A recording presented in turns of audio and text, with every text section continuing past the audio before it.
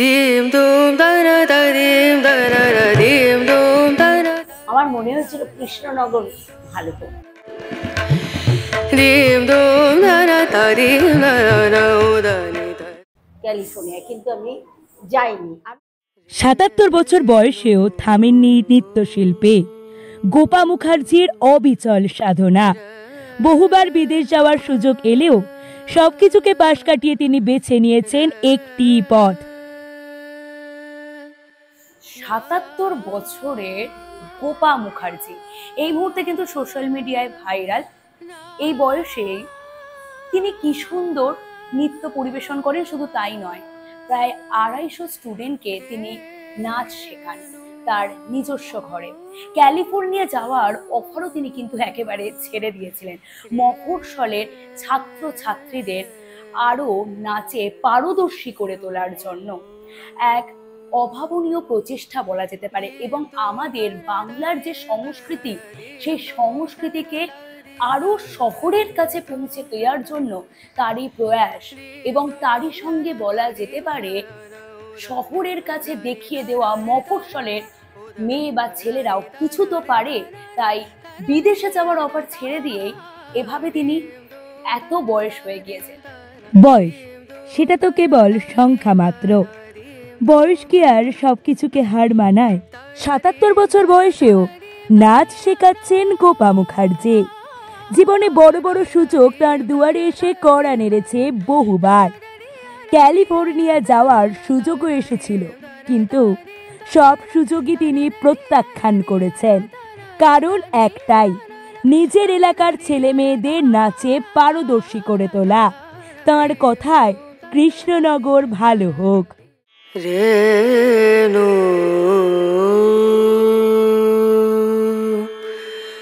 রনা রনা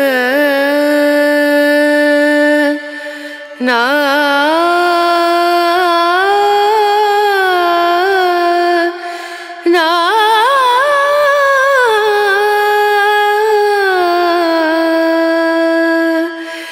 রেনু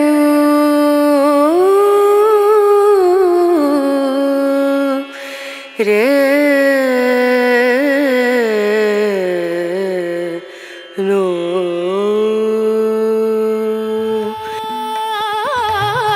দানা দিম দানা দা দিম দানা দানা দা দিয়া না দিয়া না দানা না দানা দিম দানা দা দিম দানা না দানা দা দিয়া না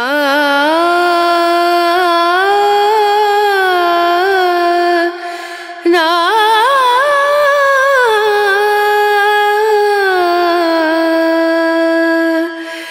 রে। আপনি বিদেশে যাওয়ার অফার পেয়েছেন? পেয়েছিলাম ৬৭ সালে, আমি আর চিত্তেশ ক্যালিফোর্নিয়া, কিন্তু আমি যাইনি, আমি যেতে পারিনি, কারণ আমার মনে হয়েছিল কৃষ্ণনগর ভালো তো। আমি বহুদিন শিলচরে ছিলাম আসাম। বর্তমানে তার এই নাচের ক্লাসে রয়েছে প্রায় ২৫০ জন ছাত্রছাত্রী। প্রতিদিন চলে অনুশীলন, চলে গঠনমূলক প্রশিক্ষণ। যখন অধিকাংশ মানুষ সাফল্যের পিছনে ছুটছে, তখন গোপা মুখার্জির নিঃশব্দে গড়ে তুলছেন ভবিষ্যতের শিল্পী, সংস্কৃতি ও মূল্যবোধ। ম্যামের অপারেশনটা হয়েছে এখনো 1 বছরও হয়নি। হ্যাঁ, তো ম্যাম পুরো মানে একদম বেডে ছিল, বেড রেস্ট, পুরো 3 মাস, প্রায় 3-4 মাস বেড রেস্ট ছিল, কিন্তু তখনও ক্লাস অফ যায়নি। ম্যাম এই বয়সে এসে এরকম ভাবে নাচ করতে পারে, তা তো আমাদের কাছে খুব একটা গর্বের বিষয় যে মানে এই বয়সে এসেও এখনো আমাদেরকে তৈরি করছে। তো আমাদের খুব মানে খুবই ভালো, আমরা খুব গর্ববোধ করি। আমরা ম্যামের স্টুডেন্ট, আমরা নূপুর ডান্স একাডেমি স্টুডেন্ট। আচ্ছা, এই বয়সেও কিভাবে পারেন তিনি? মনের জোর নাকি স্বাস্থ্যের প্রতি অতিরিক্ত সচেতনতা? শুনলে অবাক হবেন আপনিও। বেশ কিছুদিন আগে পড়ে গিয়ে পায়ের হাড় ভেঙে গিয়েছিল গোপা দেবীর। হয় অপারেশনও, লাগানো হয় লোহার পাত। মনের প্রচন্ড জেদ এবং ইচ্ছা শক্তিকে সঙ্গে নিয়েই আজও চলছে তাঁর অবিচল সাধনা এবং গড়ে তুলছেন ভবিষ্যতের শিল্পী। আমি কি খাওয়া দাওয়া করি, যেমনি ভাত ডাল তরকারি, মধ্যে তো আমি নিরামিষই খেতাম। এখন যেহেতু এই অপারেশনের পর ডাক্তার বলেছেন না, তো ওই খেতেই হবে মাছ মাংস দিয়ে, সেই জন্য এখন খাই। তাই বলে আমি অন্য কিছু খাই না, আমি খুব অল্প খাই। ভবিষ্যতে ইচ্ছে অনেক আছে, ইচ্ছে আছে একটা যদি স্টুডিও মতো করতে পারি, সেটাই ইচ্ছে আছে, সেটা মনের ইচ্ছে মনকেই রেখেছি। আর হচ্ছে একটা লাইব্রেরি ছেলে মেয়েদের জন্য নাচের একটা লাইব্রেরি করার ইচ্ছা, যেটা আমি চেষ্টা করি। একটা বয়স, যেই বয়সে যখন অনেকে বিশ্রাম নিতে চান, সেখানে গোপা মুখার্জি প্রতিদিন ঘাম ঝরিয়ে গড়ে তুলছেন ভবিষ্যতের শিল্পী। তিনি শুধু একজন নৃত্যশিল্পীই নন, একজন সংস্কৃতির সৈনিক। ফলো এবং সাবস্ক্রাইব করুন রিপোর্টার সুকৃতি।